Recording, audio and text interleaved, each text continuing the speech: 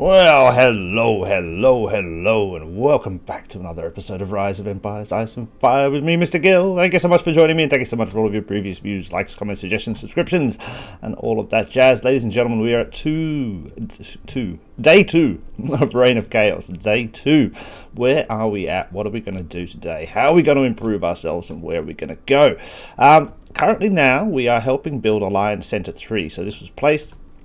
When these alliance centers are built, you need to send a couple of legions there by clicking the build button, sending them over, and that will then start to build. You might be able to see there's a durability figure just there that currently is at 9,700 out of 10,000.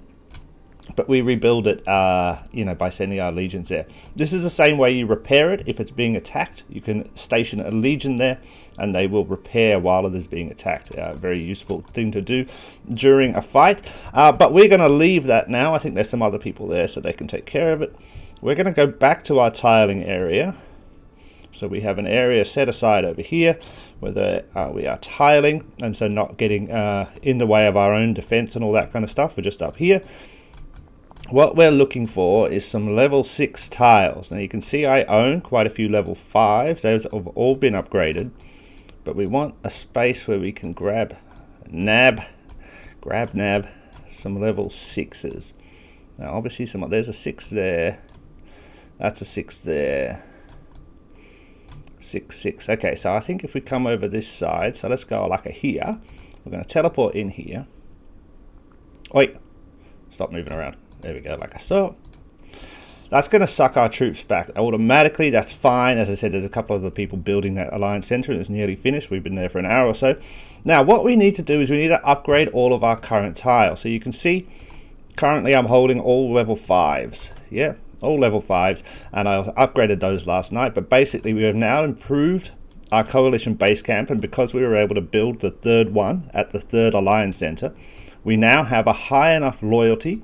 Remembering that loyalty is what you need to be high enough. It needs to match the rebel zeal so that you can then attack these tiles without any wounded. So we have a high enough loyalty to be able to take level 6 tiles. So that's what we need to do, is we need to upgrade and abandon all of our level 5s. So basically it's pretty easy. We're just going to be going like I saw, smash that one. Is there any more? If we come out here, oh wait, there's a 6 over there, isn't there? That's a 6 there, so let's occupy that one. And then at the same time, the ones we occupy, so we're occupying, that's a farm, is it not? Let's turn these guys off. That's a crumbling mine. Hey, scrolling all over the place. That's a crumbling mine, and then that one up there is a farm. So let's make sure we drop those as well, one of those each. So drop a farm like so, drop a crumbling mine like so. It takes 30 minutes to abandon something, but we do have, as you can see, I dropped a few earlier, so we do have some spare. We're only using 22 of 34 tiles at the moment, so we have some spare.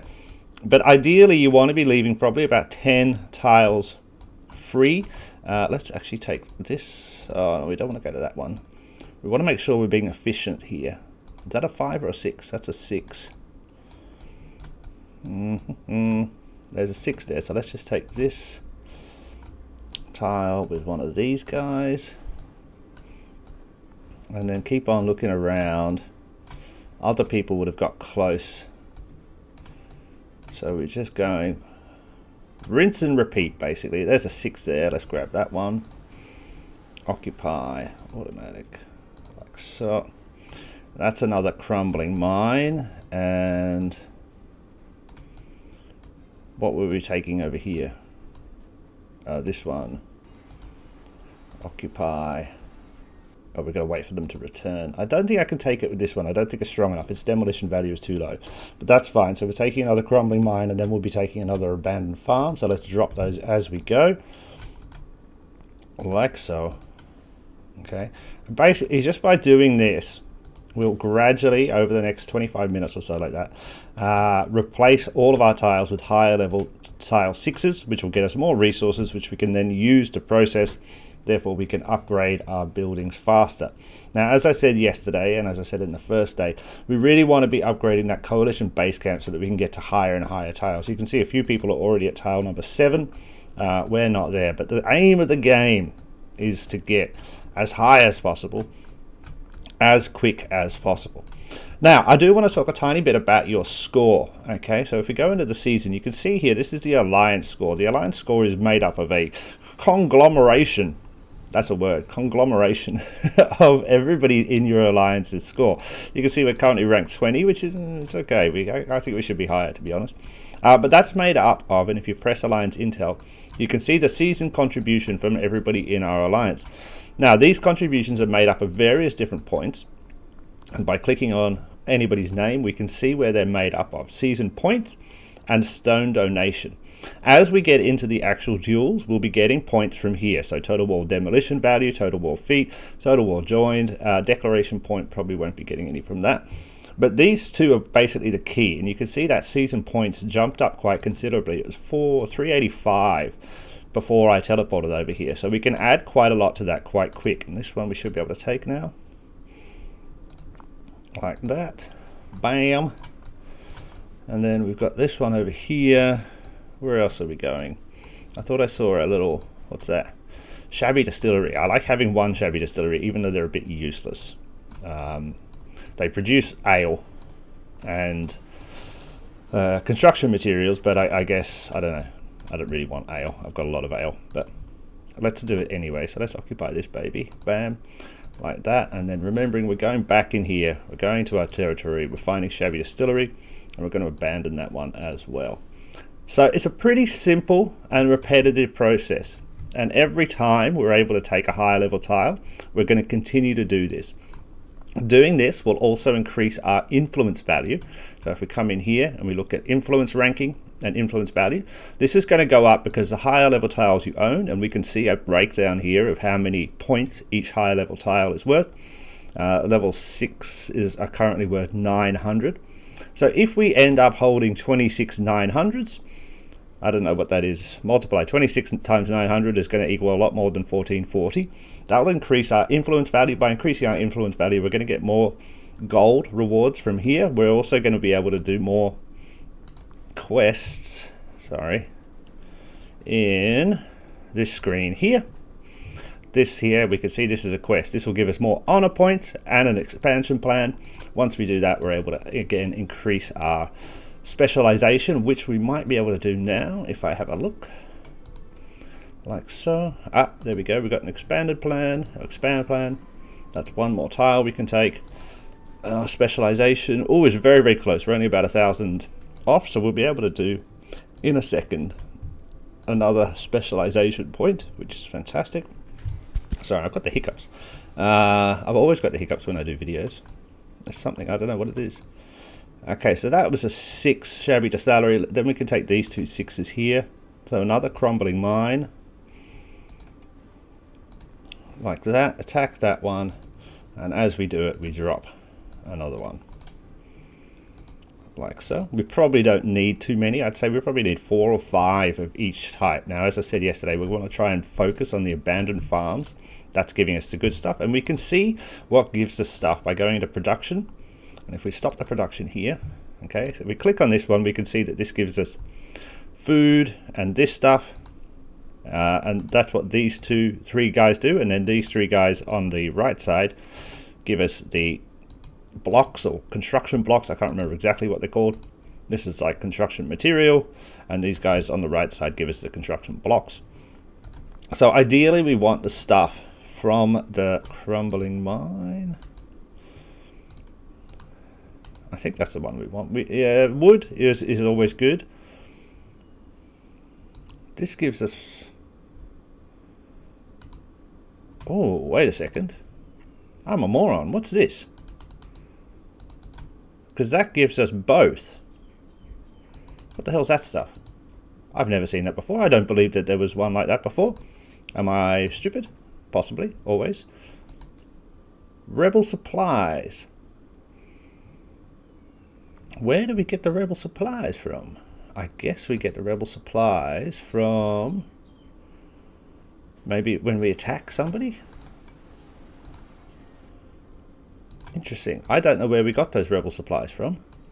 Did we get more when that happened? We didn't.